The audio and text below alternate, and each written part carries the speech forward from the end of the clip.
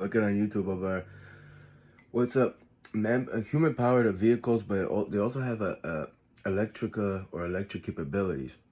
Yeah, today I on my bicycle I went to my job as a crossing guard. It was 6.6 miles. I made it there in 37 minutes. The fastest GPS said 36, so I was 1 minute over. And by the way, yeah, it's like I was thinking the same thing when I was coming back. I was just thinking, I don't know if someone else said it, but I was thinking to myself, I joke with myself, I was like, now's the time not for philosophical, how, riding a bicycle saves the world and us in the long run, even short terms, As I got off, it was like a circle. Well, I got a story about that place. But and I had to go under the Parkway. Parkway is major highways here in New Jersey.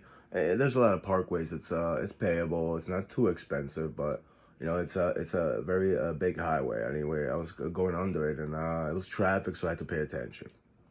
But today the news that I ran, my cut off the straight, which is it transports that straight to through Iran. Iran is a big massive body, so that, and also they have well, like they talked about, they have the representatives, they have, I would say, allies, or oil companies, this and the other thing, if you will, and they will cut off 25% of the global supply of oil, crude oil, which traditionally is refined as gasoline. I was just thinking, in my SUV, a couple days, I don't even have a fuel in it. I had a couple of dollars. I was like, should I put like $20 of gas? I'm like, for what? I'm gonna fall into the same thing. It has nothing to do with like Iran per se, and they just say there's a global crisis of fuel. For me, it's like riding a bicycle. It's like it was 37 minutes. I don't know, maybe 20, 25 minutes. I could have got that because it was not traffic, because it was in the morning rush. It was roughly around 2 o'clock, one change. So there was not too much traffic. So in the car, the infrastructure, the lighting system is set up to like every light you'll stop. You'll stop and you waste a lot of time, Waste a lot of fuel too. It's very inefficient. It's very stressful. Even, you have a lot of time, you're like, you look at the clock, I got time. But on a bicycle, you can make it, and it's like, yeah, maybe get a flat tire, things could happen, this and that. And man, I pulled up with my phone, I don't know if it was like a tech, actually in my GPS, it said LMSHHH, like a lame ass shit. Because I was thinking to myself, oh, did I beat the GPS, the bicycle feature? It said 37 minutes, and I looked at the 3 different routes I could have taken, and then one I took was 36 minutes, I made it in 37, But I was just so exhausted, and I didn't stop the whole time. It wasn't the most athletic, ride, the 6.6 miles, but, I haven't drank in under a week, way under a week. I still smoke my pipe tobacco, I don't have too many fluids. I had a coffee in the morning, and I am kind of out of shape. And I was breathing hard, but it's like, it's my personal fucking thoughts. I'm thinking, I'm challenging myself. I don't know who you are. You're hacking my cell phone and trying to type to my GPS. Does it concern you? Am I bragging to you? Also, yeah, I'm gonna make a video about that, and I am gonna make another video with my GPS. I want to calculate the speed. I challenge myself. I mean, you leave me a comment like lame shit, like, oh, this and that. It's like I don't live for you, you know. I'm like, not being arrogant or egotistical, pride driven. It's like, fuck, I don't brag about it. I have the right to fuck, I mean, this is beyond like envious, hateful individuals. So I don't know who that person was, but it was disturbing, and it made me like, made me like curse out loud to like, I mean, if you watch me, people like think I'm crazy. I'm just, yelling at myself or something. I guess I yell at you in my mind or something, which is another thing. It's like, I'm trying to recover from the ride, and I gotta fucking be angry. I'm not just making this stuff up. There's a lot of, envious, angry people. Like, just fucking leave me alone, man. Or if I make a video, leave me a comment or something. But, and like, someone said, oh, they'll probably, if you would have made a video, they'd probably say the wind was too loud or something. But anyway, the thing is, it's about not just being healthy and well, and, saving time.